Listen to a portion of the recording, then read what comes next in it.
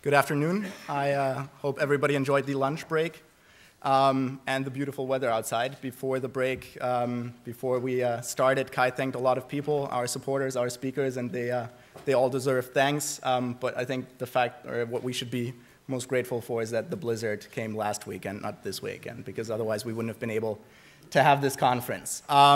Before lunch, we dove right into one of the more specific policy areas that we want to look at: social policy. And in the afternoon, we're also going to look at NATO and defense policy. And tomorrow, we're going to look very closely at economic policy as it pertains to the question about the end of the West as we know it.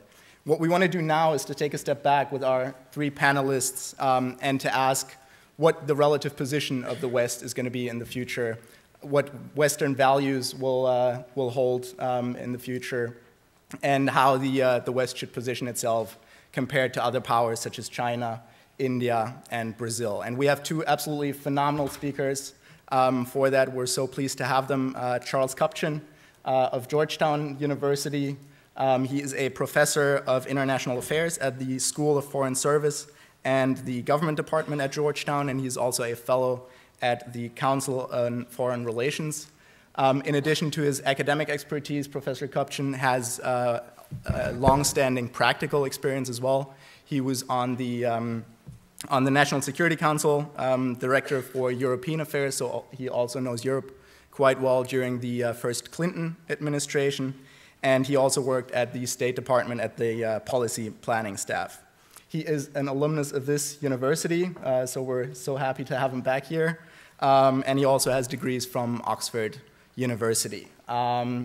Richard Rosecrans is, we're very proud to call one of our own. He is a professor at Harvard University at the John F. Kennedy School of Government. He is also a research professor at UCLA. Those of you who know anything about international relations and political science, I'm sure will know him very well.